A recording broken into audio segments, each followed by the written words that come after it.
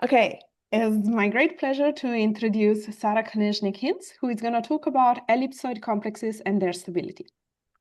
So hi everyone, and thanks so much to the organizers for having me. I already said before the talk that it's funny to be now on the other side, but it's also exciting. Um, Ellipsoid complexes and their stability. So the idea. Uh, so I'm just going to start with a brief overview of what I'm going to talk about today. Uh, so the idea behind ellipsoids is the following. A lot of constructions that we use in TDA involve taking a point cloud and then building a filtration on top of that point cloud. And these filtrations often involve balls in some form or another. So for example, if we build check complexes, we thicken the points by some radius, and then we take the nerve of that covering to get the check complex. Or then we have an adaptation like the RIPS complex, where we basically look at what the edges are, and then edges determine the entire complex. Um, and that's like, so computationally that's all great, but we also have a hypothesis that a lot of data lies along some low dimensional manifold, even though it lives in very high dimensional space. And manifolds are not isotropic, so it's like they don't behave in the same way in all directions. So the very simple idea is, well, given that, can we perhaps replace balls with some other objects that would maybe better capture the underlying shape from which we're sampling? And so in that context, I'm going to talk about some reconstruction results that I have proved previously. And those are all in the theoretical setting before moving on into how we implement this for general point clouds. And here we have to make some trade-offs in terms of the eccentricity of ellipsoids and how we build complexes. Then I want to show you some like results of the experiments that we've run. So it's going to include samples from circles, the figure 8 cyclooctane, and also like a database constructed by Renata Turkeš, Nina Otter, and Guido Montúfar. And then I will talk about stability of these complexes, and finally some open problems that I'm interested in. So on the side, you're often going to see various references. So for example, the first time the idea of ellipsoids appeared was in a paper learning algebraic varieties from samples, but over there the setting was that we were sampling from a variety, and then through the polynomials that determine a variety, we had access to the tangent space.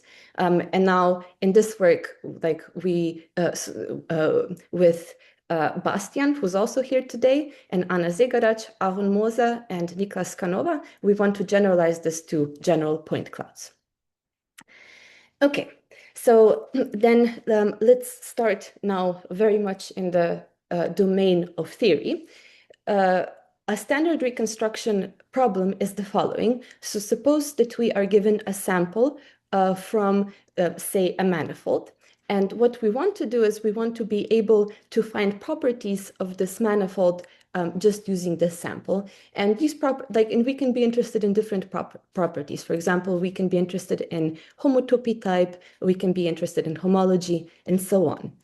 And in this context, a paper from 2008 by Nyogi, Smale, and Weinberger was very influential. And the statement was the following. So this is simplified, and this is just one of the many results that appear, more general ones as well. But like the basic, like the first result in that paper is that if we are given a closed C infinity submanifold with reach tau and a finite subset, a sample from this manifold that is at some Hausdorff distance away from the manifold, then we have a range of values P for which the thickened points deformation retract down to the manifold. And you can see this P nested between the Hausdorff distance. So this tells us how dense the sample is.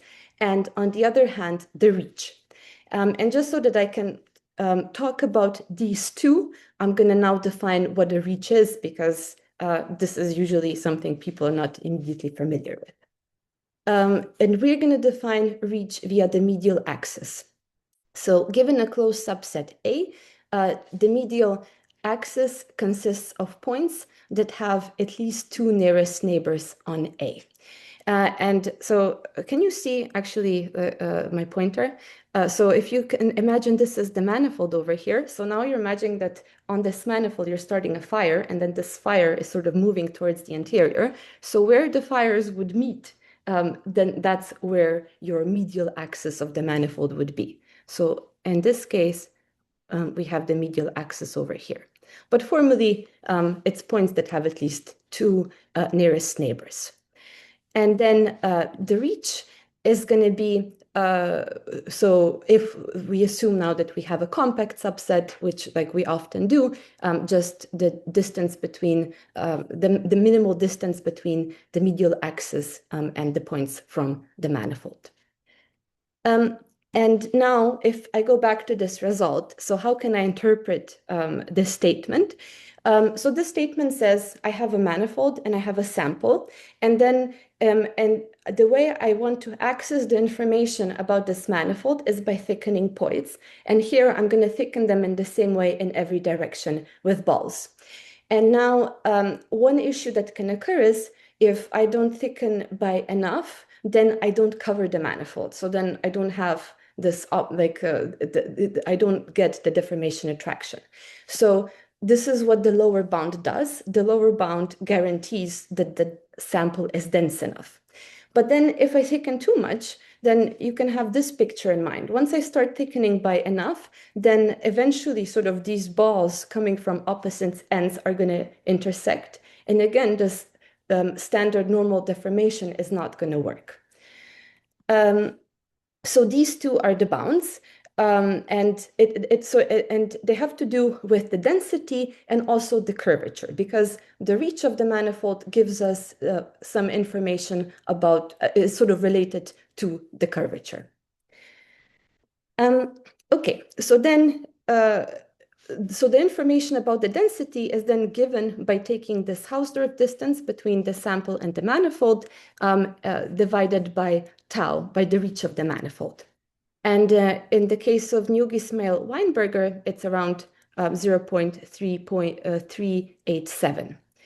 And one thought that we had was, well, maybe if we use shapes other than balls, we can improve this bound and work with smaller samples.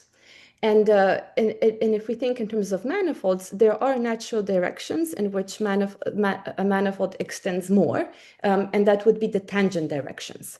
So, and then what happens if we elongate a ball in the tangent direction? We get an ellipsoid. So then the idea is, what we're going to do is we will replace balls with ellipsoids in the constructions and see what happens. And I just want to demonstrate this like with a very basic example, like with the curve on the left.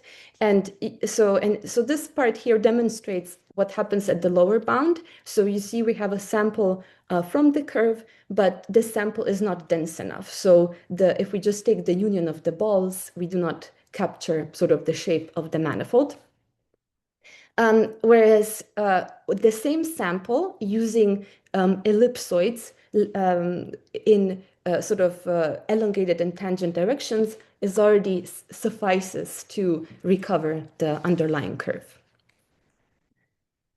And then we have a more general statement similar to the one from Newgy-Smale-Weinberger. So if we have a manifold, like with certain conditions, and if we have a sample, then there exists a range of parameter values for which, so if we take ellipsoids centered at the sample points that have axes in the normal direction p, and in the tangent direction square root tau p plus p squared. So maybe you're wondering, why this?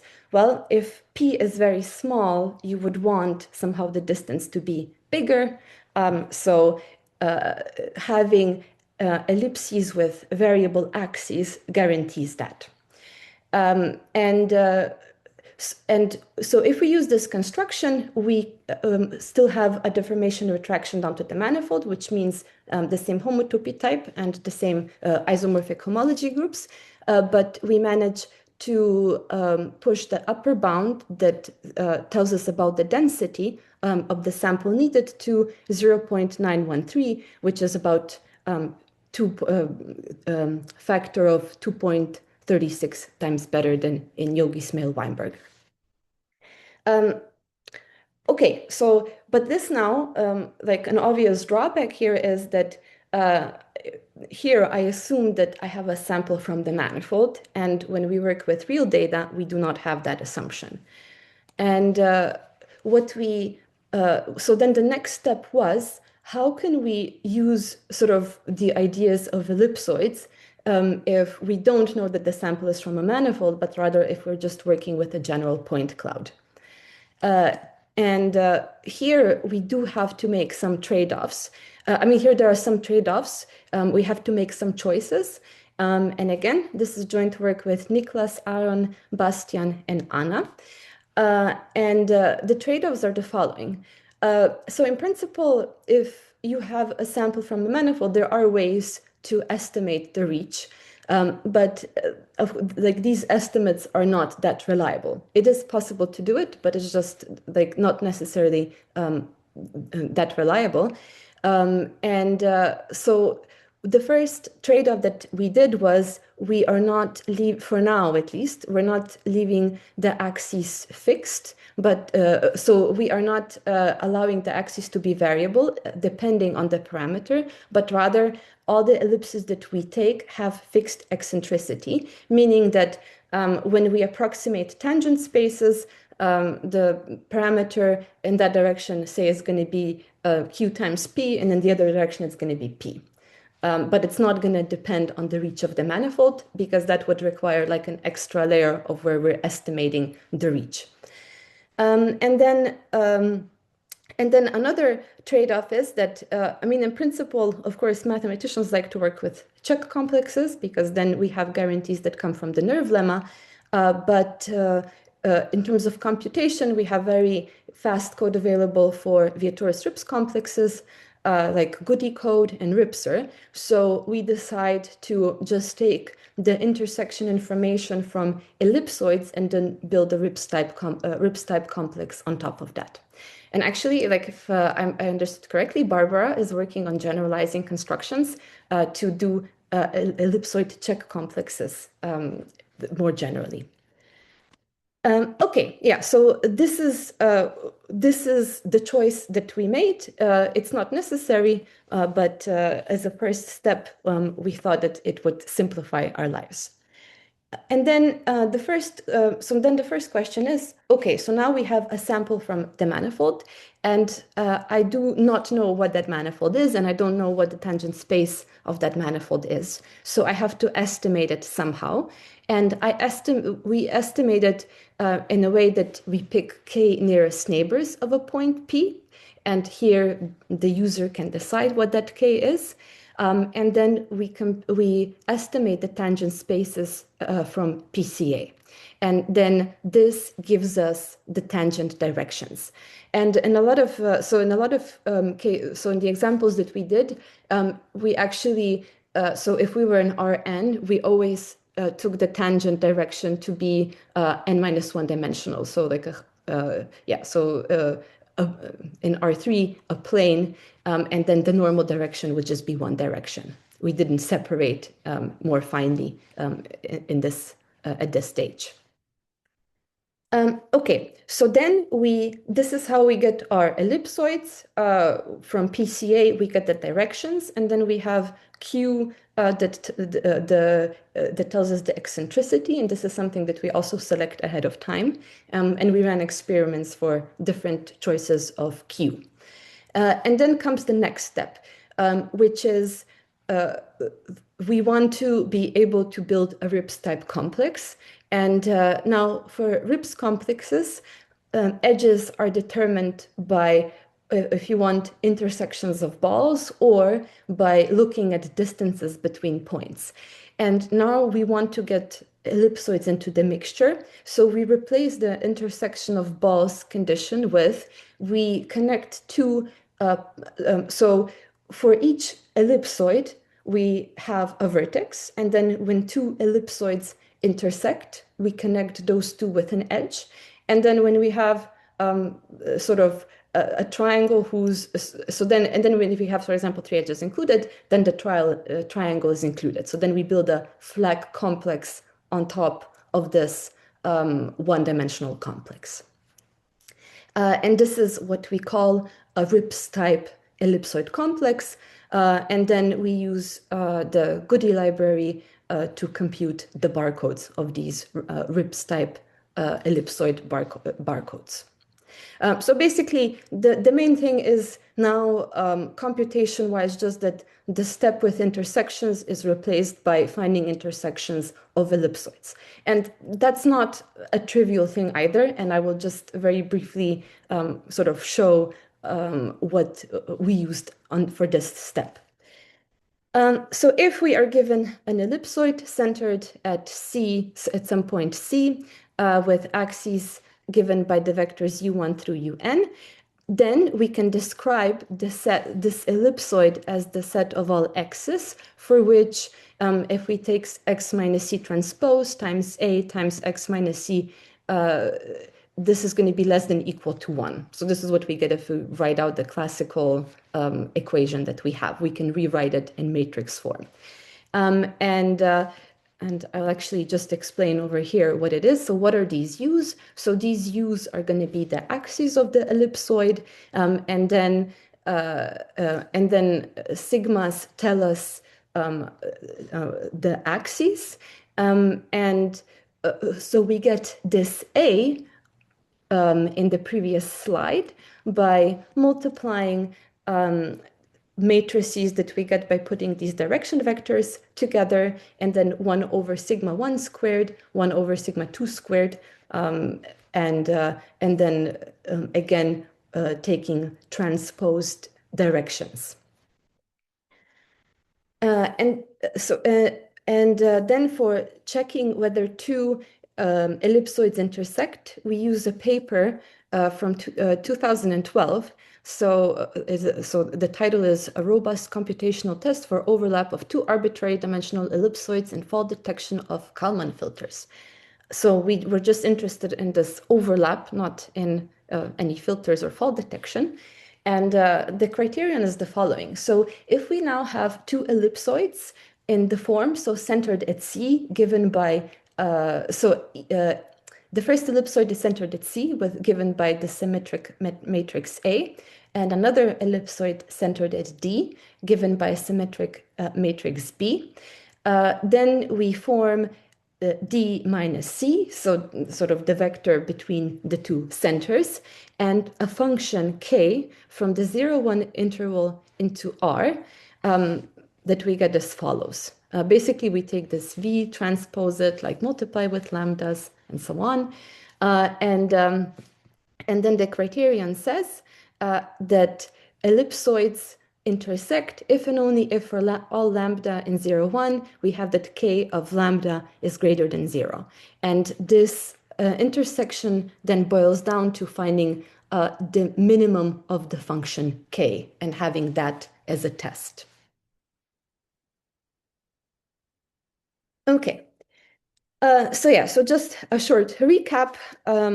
In theory, we have a sample. We want to say something about the manifold, and using ellipsoids does allow us to work with a less dense sample. And ideally, we would take into account some curvature information about the manifold, but to get from theory to practice, we had to make some choices, and those choices were that the ratio of axes is fixed, Q in our case. We do a RIPS type complex, and we estimate tangents directions from PCA. And now I want to show you a couple of experiments. So like said, if we use if we look at intersections of balls, then we just get the standard RIPS barcode. So if we take axis ratios 1 to 1, then our ellipsoid is no longer elongated in any direction, it becomes a ball, and then the ellipsoid barcode would match the RIPS barcode. But then if we start, so now now we take axis ratio 2 to 1. So this means that we are now already elongating in the tangent direction so that it's twice the normal direction. And here, what we informally start noticing is that the bars in the ellipsoid barcode are becoming longer compared to the RIPS barcode. And then we can continue axis ratios 5 to 1. Again, you can see the feature in the ellipsoid barcode, the circle persists for longer than in the case of the RIPS barcode. But this becomes more striking when we deal with a manifold that has some bottlenecks. And in particular, so if we take this, if we take a sample from figure 8, so let's see what happens in this case. So here, so if you think about reach, here you can see that the reach of this, that we have a bottleneck around the side where the manifold comes together closer than in other parts.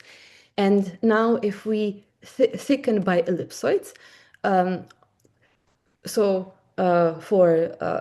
Q is 3 in that case, and as we're increasing the parameter, here we are already starting to pick up on the shape of the figure 8, and then if we increase the parameter, this shape persists, and so on. And then it's filled in. Eventually it's filled in. And this, now because we're elongating in tangent directions, this happens at much later than in the case of the RIPS barcodes. So over here in the ellipsoid barcode of this particular case, you can see one very long interval sort of capturing this circle, I mean, like something homeomorphic to a circle shape. Whereas in the case of RIPS, precisely because we have a bottleneck, these balls start like sampled on these sides of the figure 8 start intersecting much faster. So very early on, we get this intersection and we're detecting 2 circles instead of 1. And then I wanted to show one more, special example. So this is 6,040 points from the conformation space of cyclooctane. So this data set is available in the JavaPlex tutorial that Henry is still maintaining and that he initially wrote with Andrew Tausch. So what is a cyclooctane molecule? Well, we have 8 carbon atoms, so these are the carbon atoms over here. And then to each we have a pair of hydrogen atoms, like on this picture. So if you look at, so now for each carbon atom, so it's the location is determined by 3 coordinates. And then if we take the entire cyclooctane, that's going to live in R24, so where we have 1 coordinate for each carbon molecule. So once you have carbon, then the hydrogens are fixed. That's why we're only looking at that. And then the question is, so depending on energy, this cyclooctane can come in different shapes. So this is like one standard one where it's like a circular arrangement. Then it can be, for example, here, chair boat, or it's called chair chair, or boat boat. And so this was actually one of the early examples of where using persistent homology turned out to be useful. So it's been argued in a series of papers that the conformation space of cyclooctane is the union of a sphere with a Klein bottle glued together along 2 circles of singularities. So here is how, like a sketch of how it's supposed to look. And this was also like an example that appeared, I think, in Afra Zomrodian's book very early on, because you can actually compute persistent homology of this. And now if you just compute the RIPS barcode, so here is for a subsample of 500 points. For dimension 2, like it doesn't pick up on anything. Whereas if we use ellipsoid complexes, for example, even for a smaller sample, it already detects the shape of this conformation space. But then these are all individual examples meant more to illustrate like where the strengths are. For example, if we have manifolds with bottlenecks and like where we can actually visualize things very easily. But then we wanted to do a more systematic study of what happens when using RIPS barcodes versus ellipsoid barcodes. And for that, we took a data set that I have mentioned before by Renata, Nina, and Guido. And this is of low dimensional shapes in R3 and R2 that have different numbers of, circles. Basically they differ given by the number of holes. And in their paper on the effectiveness of persistent homology, they wanted to see just how, can persistent homology distinguish between all of these shapes. So what we did was we basically took their data set and all the comparisons they've run, for example, with PointNet, and then with different persistent homology constructions. I think they have alpha complexes, and then they do just like like very simple vectorizations with statistical means to produce a vector to then classify. And then the main thing we wanted to see is what happens if we take RIPS versus ellipsoid, and the classification accuracy for different ones is presented over here. I didn't say, so they took the data set over here, and then you can either translate it, rotate it, stretch it, and then depending on what operation you do, you want to see how well classification still works. And in their paper, they showed that persistent homology did extremely well for classification tasks, outperformed like a lot of other machine learning algorithms that are commonly used. And what we learned was that ellipsoid complexes did slightly better than RIPS complexes and alpha complexes with persistent homology. And okay, so now I'm getting to, so of course, when you introduce a new construction, then the first question, or one of the first questions in our community is going to be, is this stable? And we do have stability type of results for Vietoris RIPS and Czech complexes. So usually on the side of diagrams, we use the bottleneck distance, and then on the side of point clouds, we use the Gromov-Hausdorff distance. And the type of statement we would like to see, and that we see for Vietoris RIPS and for Czech filtrations, is that the bottleneck distance between diagrams arising from X, point cloud X and Y, is less than equal to something times the Gromov-Hausdorff distance between the original spaces. And then the question is, how does our construction, which now works for general point clouds, behave? How does it behave with respect to the bottleneck distance and with respect to the Gromov-Hausdorff distance? Intuitively, stability for ellipsoids means that if we perturb the point cloud slightly, that the orientations of ellipsoids are not going to flip too much. And just to be able to give some examples, I do have to introduce a little bit of notation. So with X, I'll denote a finite point cloud or a sample that I'm working with. And then and then nk of x is going to be the set of k nearest neighbors. And then when we compute PCA, we take the neighborhood matrices. So that I will denote by nk bold-faced of x.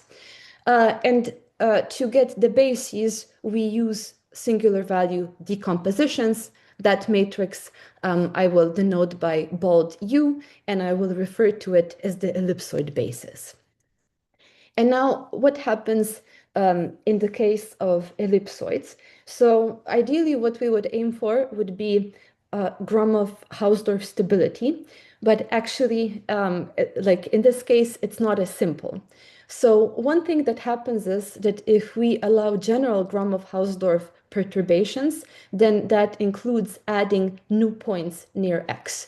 And for example, if we start here with a point cloud centered at this point, and then we look at the neighbors to find tangent spaces, if we include, then more points on one side, that will flip the axes.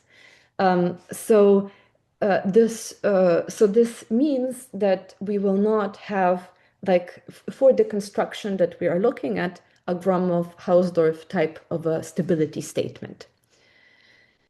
What that means is that we're going to have to be more careful when it comes to restricting the kind of perturbations that we do. And the perturbations that we allow are the so-called delta perturbations. And the main thing here is that they're injective, meaning that we can wiggle our point cloud, but wiggle it by moving it a little bit and not by introducing a lot of new points into a neighborhood. And then another thing that in principle can happen is what we call neighborhood swap instability, that points leave a neighborhood in one direction, and then some other points enter the same neighborhood from another direction. And this would also cause the basis, like this PCA basis, the ellipsoid basis, to flip. And to remedy this, what we impose is that we work with k-generic point clouds, which means that for one, we have what we call separation of points. So the neighborhoods contain exactly k points and are such that there are no 2 points at the same distance from, say, the center. So it's still a dense subset, but it's sort of, you can think of it as related to being requiring points to be in a general position. It's not the same, but like it's the same in spirit. It's like a similar type of requirement. And then another condition has to do with we call a spectral gap. If we take now singular values that we have constructed for PCA, then we require that there exists nu such that for any 2 singular values that they're at least nu, the distance between them is at least nu. So just to give you a brief overview, with these, so under the k-genericity assumption and small perturbations, we can show that something like points entering from one neighborhood or exiting does not happen, that these neighborhoods are stable. And then in the next step, that the singular values are stable. And then in the third step, that the bases are stable. So I will not go into more details here because there will be another talk very likely on the same topic in February. And the anticipation right now is that this proof will be worked out in more detail then. But just these 3 statements allow us to construct an interleaving between ellipsoids and produce a stability statement of this type. So we take X and the perturbed through a delta perturbation X. We construct ellipsoid complexes using PCE basis. We take their bottleneck distance, and then this will be less than equal to C for some constant C that you can find in the paper, but it would require too many lemmas to state properly. Then Q, this is now the ratio of axes, diameter of x, and delta, where delta is the perturbation is from the delta perturbation that tells us like how much we can perturb our points. So we have a type of a stability statement. It's just not as strong as the Gromov-Hausdorff stability statement. Yeah, so it's 37, so I'm good on time. Yeah, okay. I guess this indicates already that there is room for improvement, and I will mention that on the last slide. But for the time being, so the code for ellipsoids is available. It's on Anna Zigaraj, who's like one of the co-authors GitHub page, and if you want to access it, I created a nice QR code, so you can just, like put your phone there, get the code and access the website. And then I also want to mention that it seems, I thought that like some years back, nobody was talking about anisotropic things much, like, shapes much, but it seems that now it's getting more into fashion. Recently, we got emails from Omer, and he has also, so he and his co-authors, they have actually two papers that appeared just last month, where they're also using ellipsoidal filtrations in different contexts. So I wanted to sort of mention this here and say that there is there is increased interest in trying out shapes other than balls. And then in terms of going forward, I said with the theoretical results, we already made we had to make some choices. And in principle, one of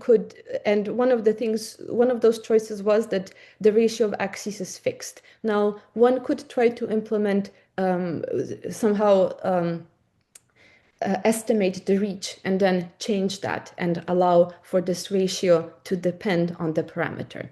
I think that would be definitely something interesting to look at. Another thing is precisely because we see that we do not have like a full-blown Gromov-Hausdorff stability, an option would be to perhaps replace PCA with something like some other technique to produce ellipsoid bases or to estimate tangent spaces that maybe, is not like, yeah, okay, so I guess I can dream that maybe is stable with respect to these perturbations if I put enough restrictions on my spaces. And then,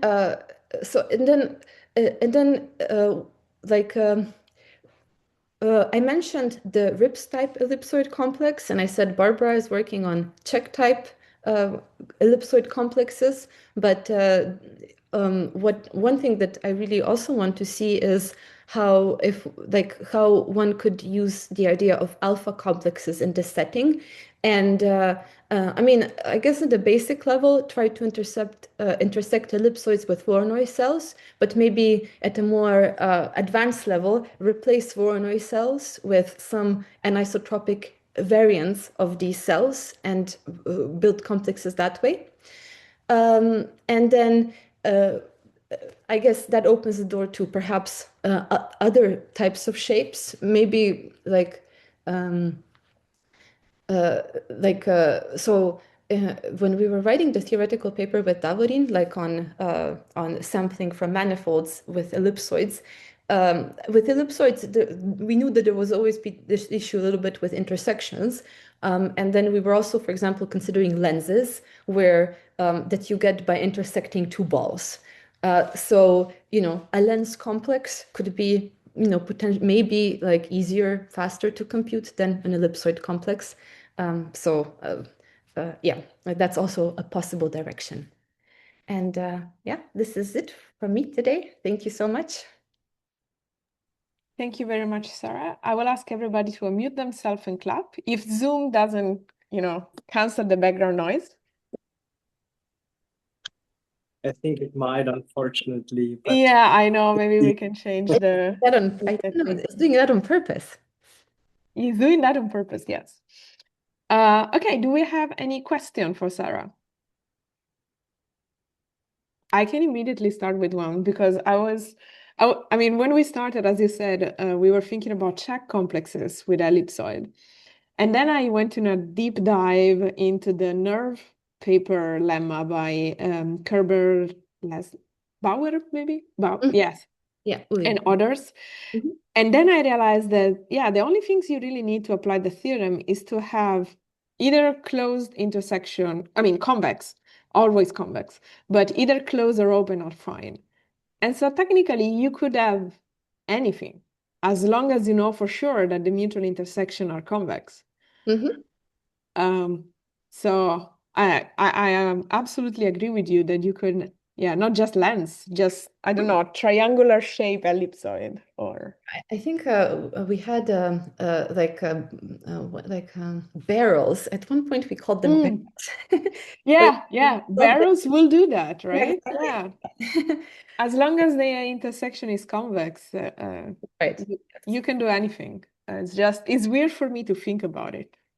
Yeah, yeah, yeah. Yeah, I guess I've sort of done this like 3 years ago where we went through lenses and barrels and then we said, okay, let's go for ellipses like as a starting point. I mean, ellipse makes there is also a lot of, Exactly. work already there, so you can use it. You don't have to reinvent everything. But yeah, you make very good points with Yeah. other shapes. Okay. More questions?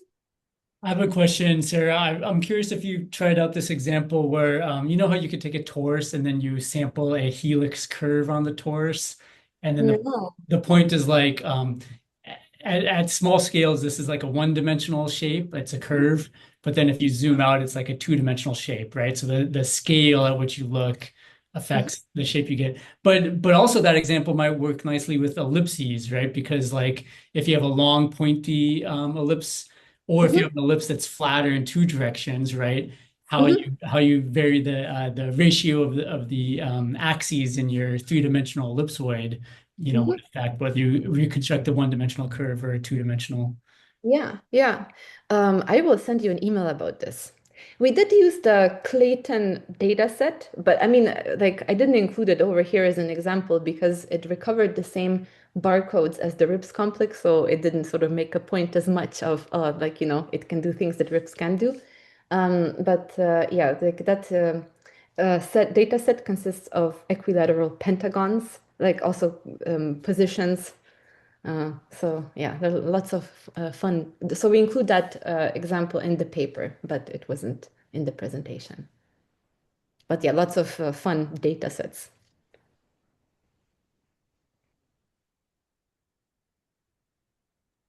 More questions? I don't see any in the chat either. Okay. I Yeah. should have the chat open. Yes, Dave and Georg, whoever first. Perfect. Let's see. Hi, Sarah. Hi. I have a question. It's often slightly different direction. I'm thinking about the algorithm you have. Mm-hmm. The UMAP algorithm for dimension reduction does something similar in that it takes for each point, it takes k nearest neighbors and then builds a metric ball around it. Mm-hmm. Metrics are diagonal within each ball, and then it uses those in the intersection to get the lower dimensional embedding. It's different. It's not ellipses, but it had the same feel that for each point you want to look at Mm-hmm. nearest neighbors and then build a metric object around it. And it just as sort of a comment that it's similar. I don't think there's a connection, obviously, but yeah. Yeah, I guess here I can say that we actually also tried because it's a very natural question. So I said that the ratio of ellipses is Q, but we also implemented a version where you scale according to the eigenvalues and like from PCA, but it actually did not perform as well as just taking this ratio Q. Mhm. So that's why, so we have that in the appendix, like the results that we get, and also sort of like a stability type of statement for that. And if it was better, I think we would have just replaced the paper with that construction. Wasn't so. But it's sort of, but I think like because you said it sort of takes this local information that we tried things other than fixing the ratio of axes. We also looked at what happens if we scale differently depending on the direction, but the results were just not as good. Good. Okay, good. Thank you. Thank you. Georg, you had a question? Yeah, Okay. fascinating talk. Thank you so much. Of course, like doing crazy signal processing, like our data is isotropic all the time. So I'm glad to see isotropic stuff. A thought I had is, I don't know if this is, I guess it's a question, is have you, like, we like to consider point clouds, but some data sets are actually like vector fields. They have some directionality. Have you thought about allowing the data to dictate one of the directions, maybe both directions of your ellipsoids, and seeing what happens, rather than just sticking with the point cloud assumption? So I have not, but I think that maybe over here, they might have, but I haven't read these papers carefully. So, but yeah, I mean, the way I see it is that this is sort of still in the early stages. So Right. Yeah. yeah, hopefully more is going to grow out of it. But I think that's a very good question. Right, because part of what's going on, as I understand it, but there's this step where you try to estimate directionality, and there's a lot of trickery in that step, right? And if one actually has the data that suggests the direction, then there's no longer so much of a need to correctly estimate tangents in the data, right? So that's sort of the brain fart I had. All right, but a fascinating talk. I'm looking forward to more of this because, medium is rarely uniform, and so we need anisotropic methods. All right, thank you so much. Are there any more questions? If not, then I can stop the recording.